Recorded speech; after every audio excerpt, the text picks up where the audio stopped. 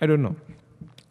And of course, we have what we could call socially verified identities. For example, on say Facebook, where you are yourself because many of your people, your actual friends, say yes, this is so and so, right? So how do you become Facebook?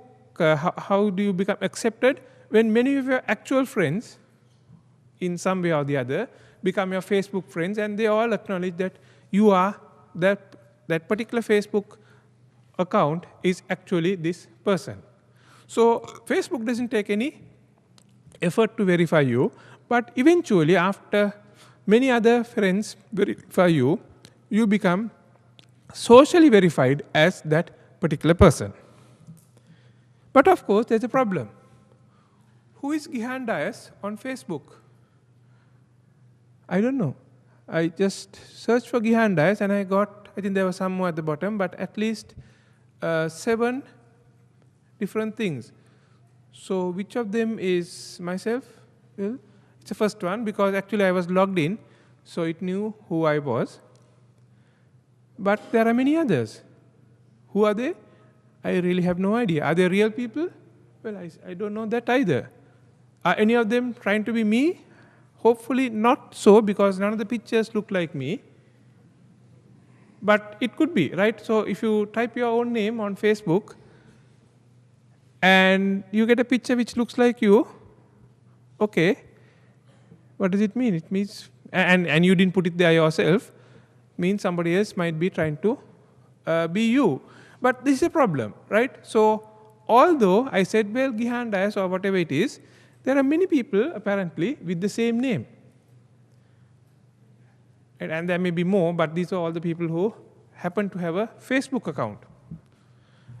So this is another problem, that just by giving a string, just by using a name or whatever, doesn't mean that you are going to come up with a particular person, right? We have seen many cases, both in the real world as well as on the internet, where there was mistaken identity. Somebody just picked a name and thought it was somebody, but really it's a different person. So, in conclusion, your identity defines you. Right? You are your identity. I mean, the sum total of everything you have done, everything you are, is your identity. Your internet identity is maybe a subset of that, because obviously anything you do outside the network which don't get reflected on the network doesn't get onto your internet identity, but everything you do on the internet, the sum total of that is your internet identity. And there are many facets of that. Some are public, which anybody can see. Some are private, maybe it's available only, for example, to your friends on Facebook. And some are completely private. For example, whatever Google or Amazon or whoever it is keeps track of you, or even Facebook, which it doesn't really tell you. So I would like to conclude by saying, please be aware of your identity and make sure that it reflects you. Thank you.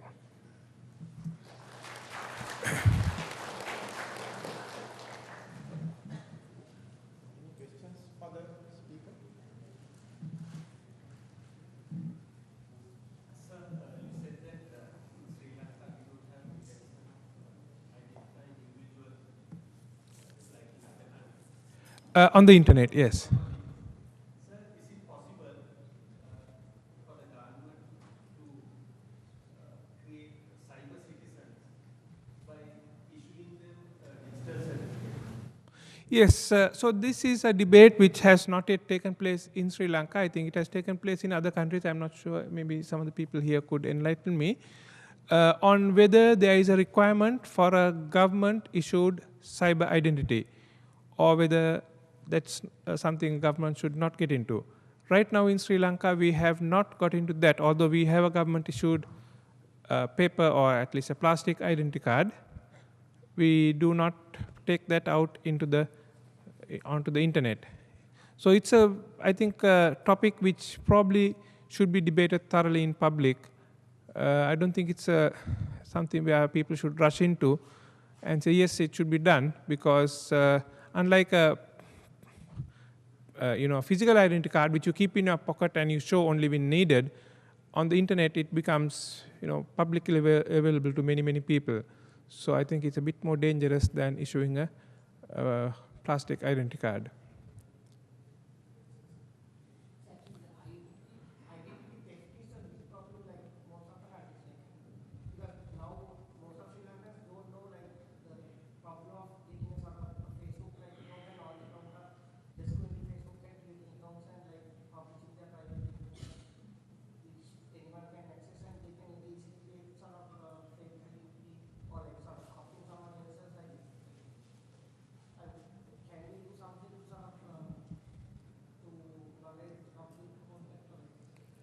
Right. So the question was about identity theft. I specifically did not get into that particular topic today because that would make a very long presentation.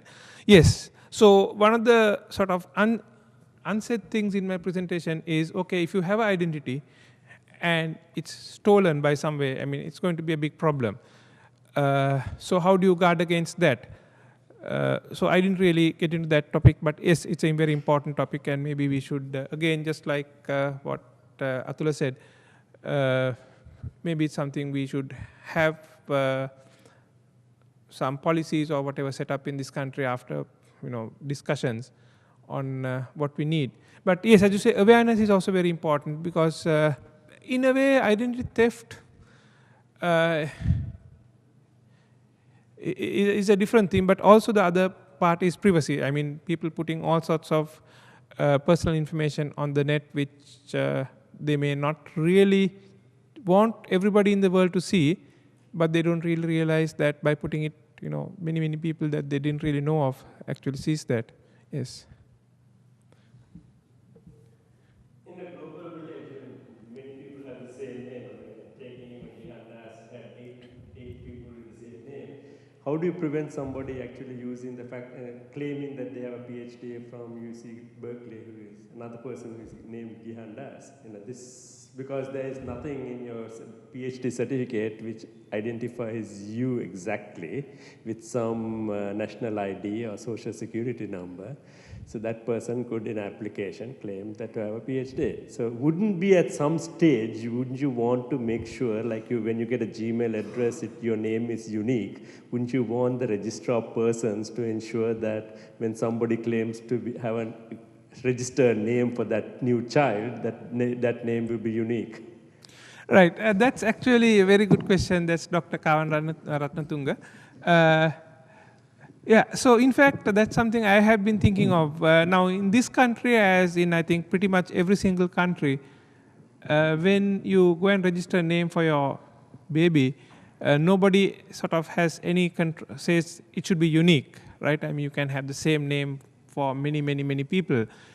So I think that's basically because, well, I mean, traditionally, when somebody was born, you just gave it a name. I mean, you didn't have ability to cross-check among all the people in the country whether that name was taken. Now that ability is there. So should we say a name should be unique? I mean, I think that's a huge sort of step which says, yes, my name is unique. There can't be anybody else with that name, at least in one country. It also means that parents will have to be very creative in coming up with names for their children, because especially sort of favorite names, very popular names will probably already be taken. Yeah, so but the problem has always been there, right? I mean, there have always been many people, especially if you have a popular first name and a popular last name, there's probably dozens or hundreds of people with the same name. So this problem's always been there. It's a bit more visible on the internet because the searching is so much easier. I mean, otherwise, it's only very occasionally that you suddenly encounter another person with the same name. Strangely, one thing I didn't found very quite interesting is that, let me just go back if I can. If you look at the first two people there, the second two people there, it says two mutual friends, both of them. So I just looked at them, and yes, there are people there who are friends with me as well as that other person. So did they know that they were friends with two people with the same name, or did they make a mistake, or I don't know. I know, is Shanta here? Yeah, Shanta is there. Yeah, I definitely have two friends called Shanta Fernando, both on Facebook. But I know that. I'm sure many of you also have two friends with the same name, right? I mean, it's not very uncommon to have two friends, no? Deborah doesn't have two friends with the same name, okay.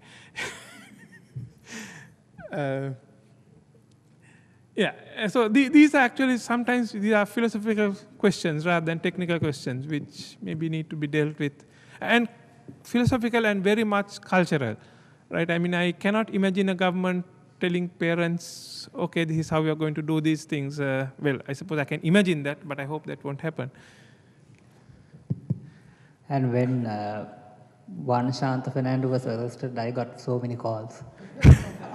Okay, not the person I'm talking about, I think, right? That's a different one. Right. Not the other Shanta Fernando I'm talking of, who I didn't believe get arrested, at least not that I know of. Thank you, Gihan, for that talk with the philosophical connotations and for some thinking as well.